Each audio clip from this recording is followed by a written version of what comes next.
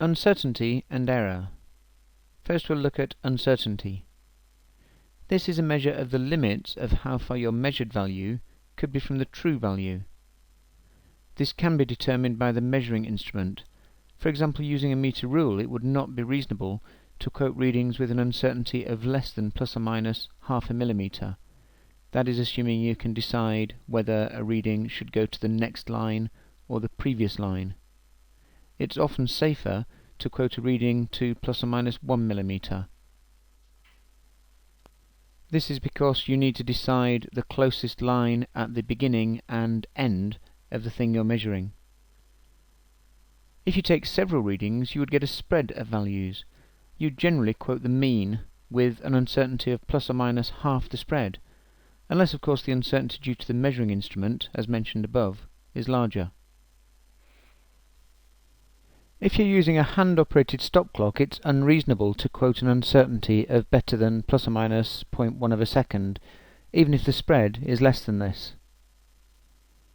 It's usually more useful to quote percentage uncertainty, and percentage uncertainty is found from the absolute uncertainty divided by the quoted value multiplied by 100. I'll illustrate these points with an example. You use a stop clock to time a ball running down a ramp and obtain the following results. I've calculated the mean at 2.418 seconds. We cannot quote our answer to more significant figures than appear in the data, so we need to round the mean to 2.42 seconds. The uncertainty due to the clock is plus or minus 0.01 second, as it measures the times to 100th of a second. The spread of the readings is our largest reading, 2.45 seconds, minus the smallest reading, 2.38 seconds, giving a spread of 0.07 seconds. Half of this is 0.035 seconds, which I'll round up to 0.04 seconds, so we can give an uncertainty of plus or minus 0.04 seconds. However, in this case it was a hand-operated stop clock, so we will quote the answer as 2.4 plus or minus 0.1 seconds. The percentage uncertainty would be our uncertainty value, 0.01 seconds, over our quoted value of 2.4 seconds, multiplied by 100, giving a percentage uncertainty of plus or minus 4%. Now to look at systematic error. The word error tells us there's something wrong with the system we're using.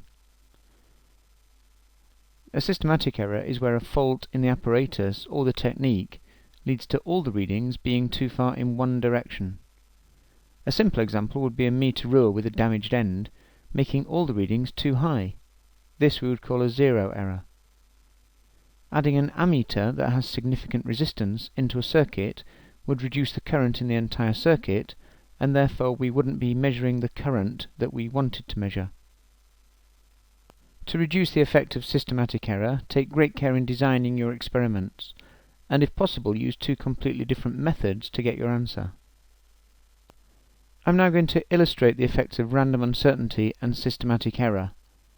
If this is the true value of the property we're trying to measure, and we get results like this, this shows a large uncertainty as the results have a wide spread, but there's a small systematic error as the mean of these results will be very close to our true value. These results have the same wide spread, and so we still have a large uncertainty, but now they're all moved across to the right, showing a large systematic error as well. These results now have a small spread, so they have a small uncertainty, but they're still moved across to the right, showing a large systematic error. Finally, these results have a small spread, and so a small uncertainty, and would mean very close to the true value, showing a small systematic error.